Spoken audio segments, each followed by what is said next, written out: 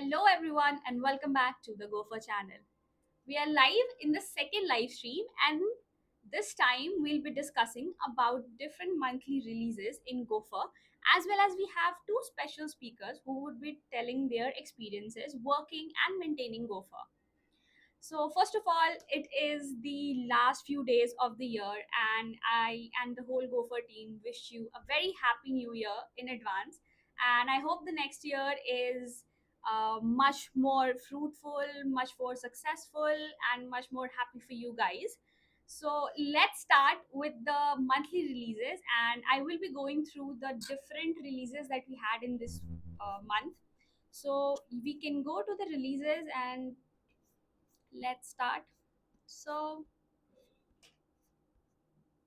we did a lot of releases. So the first release was that Gopher now supports secure TLS and SSL connections for relational databases, and you can get them through new configuration key. You can get them through new configuration environment variables, that is DB SSL mode, and new environment variables for TLS configurations are also mentioned here. You can come and check them out. You can also refer to the documentation for any more information. We also now support custom authentication headers for tracing exporters, because there were a lot of requests coming in to allow configuring custom authentication headers for open telemetry exporters, so that we enable better compatibility with other hosted observability platforms.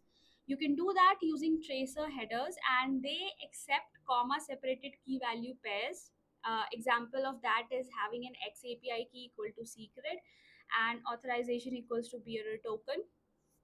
Then there have been few fixes, like there's no more HTTP service deduplications in the test, because before you can only register one mock HTTP service while writing your test. Now you can register and call multiple mock HTTP services and set their expectations individually.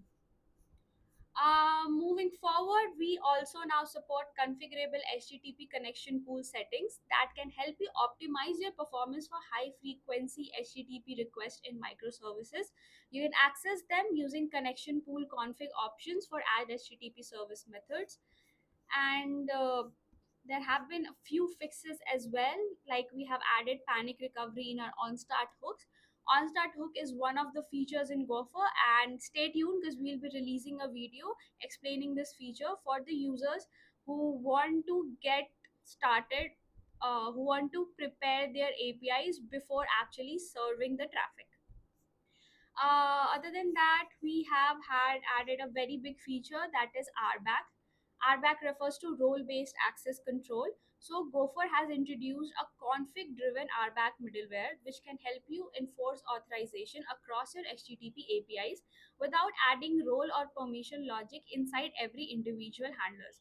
Now, how do we do it? Well, we do it using JSON and YAML configurations.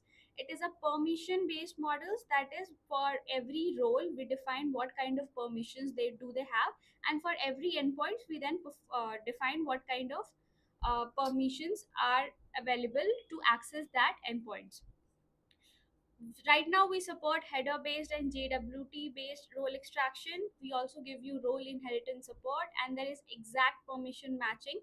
uh, and we use the similar pattern that is used by Mux, since Gopher uses right now Gorilla Mux as the router, as the internal router. We have kept our RBAC route matching patterns also similar to the Mux semantics.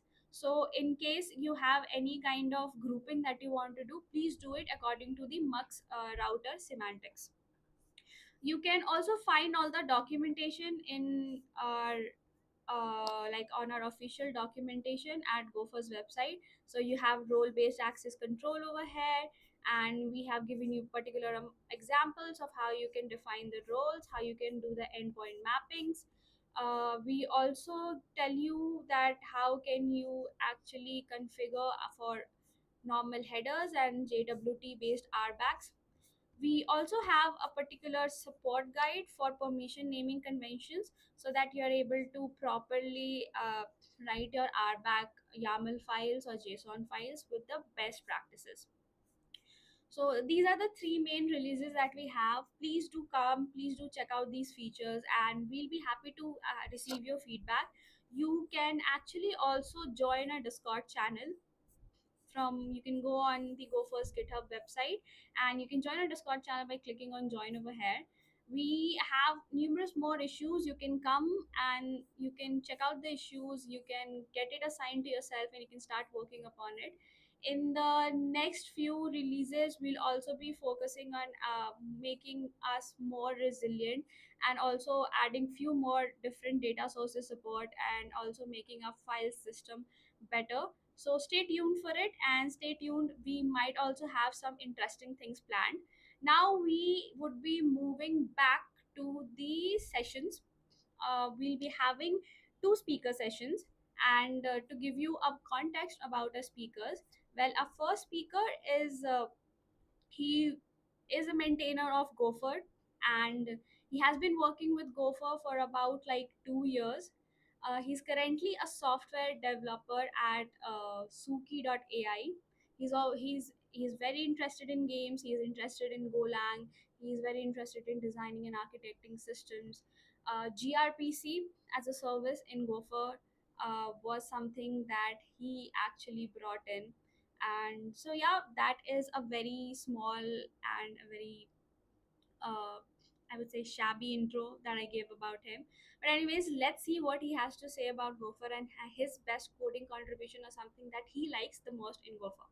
So we'll be switching to him. On to you, Vipul.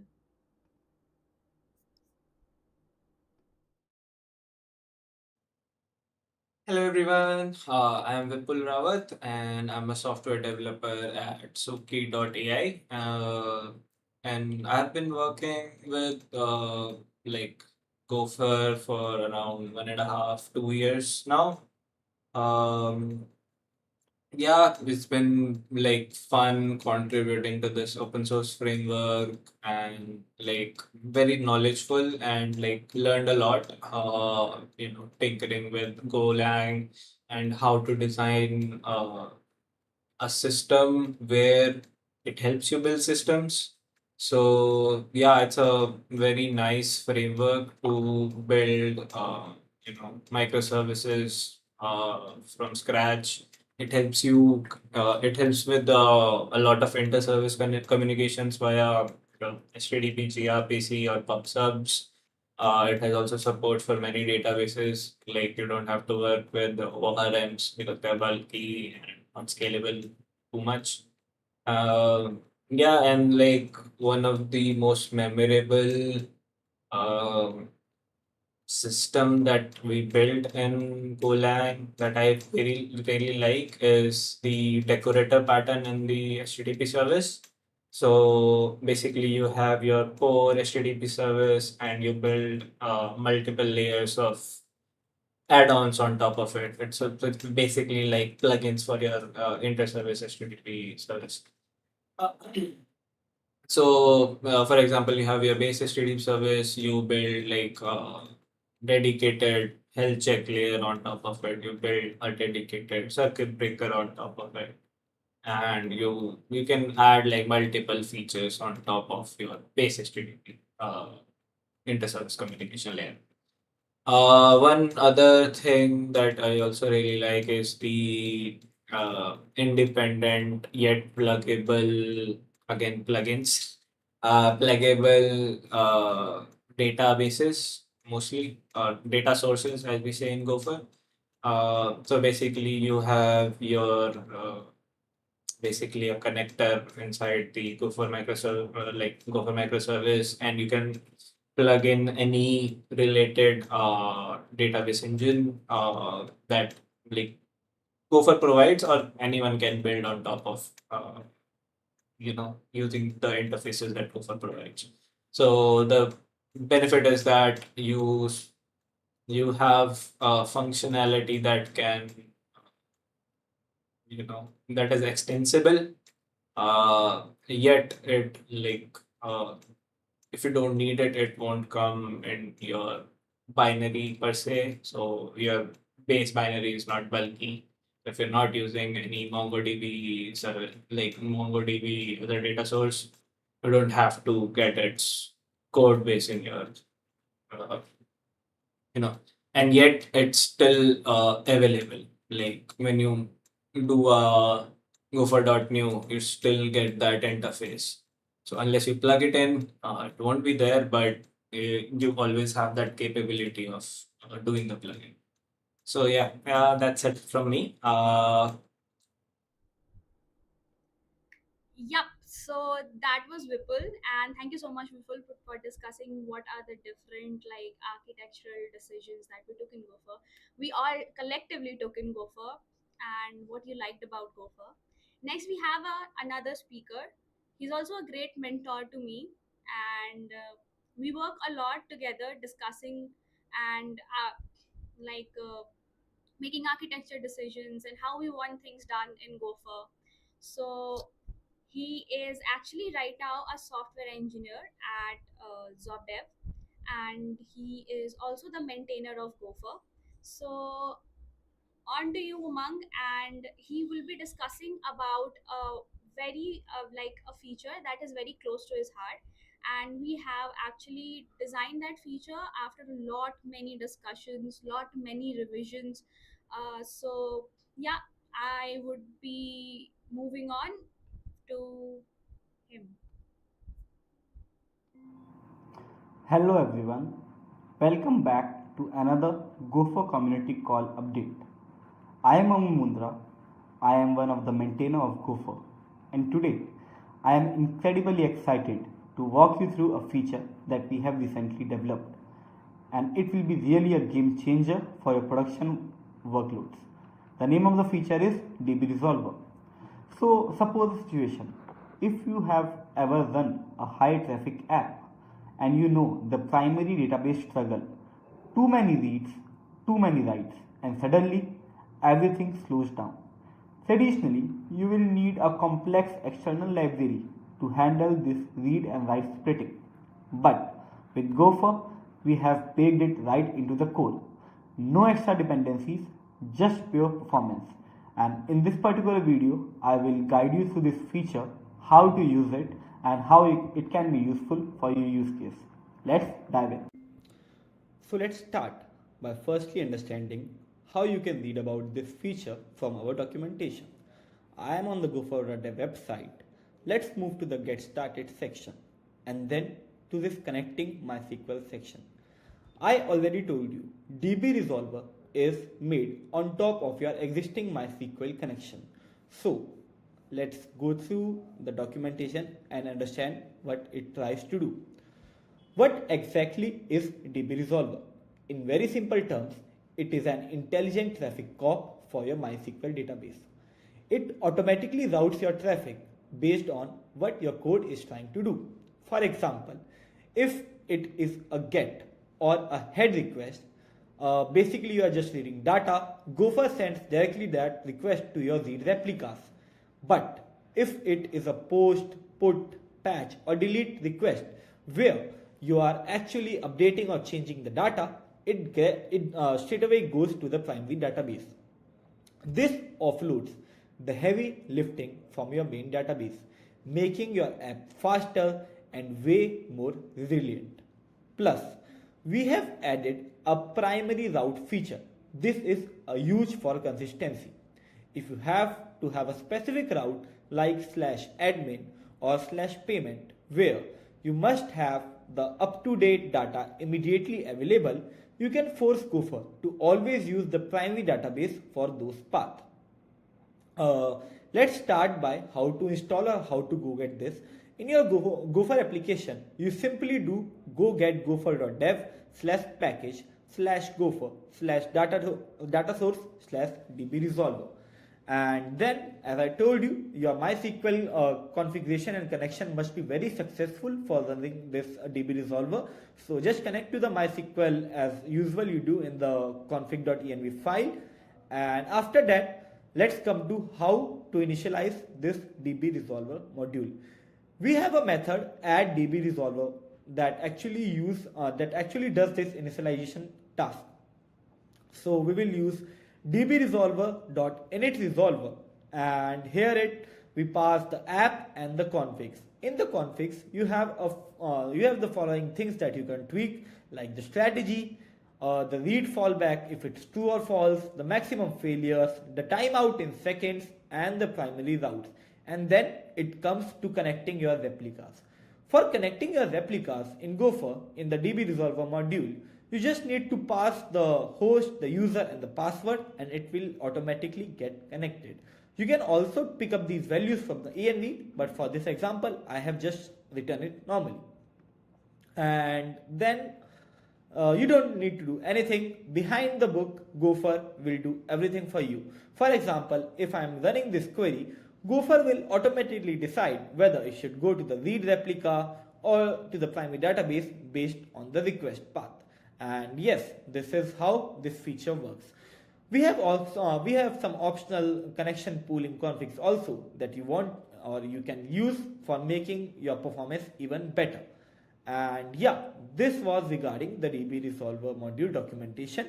You can have a look at it. And now let's move to an example. Let's move to the fun part, the code. I have just ran a bash script that sets up my primary SQL at port 2001, whereas the replicas at port 2002 and 2003 respectively. And now let's see what our main.go and the env file contains. So here is my env file in which I have the app name, the HTTP port. I have set the log level to debug since I want to see what is happening behind the scenes.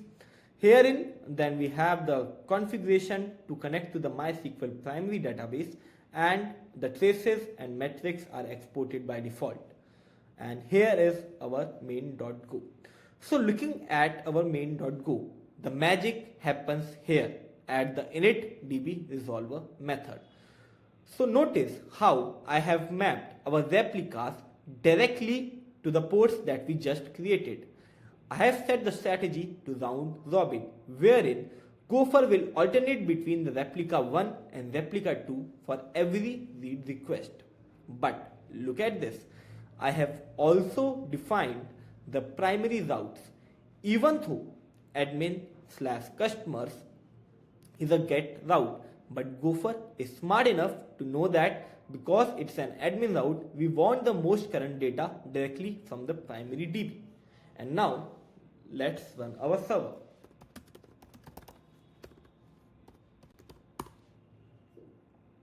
So through the logs only, you can easily see all the replicas as well as the primary DB is connected successfully. Now let's send the request. So here I have sent the request.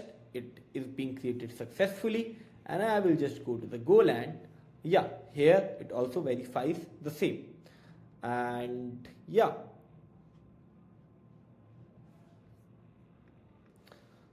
and that's it.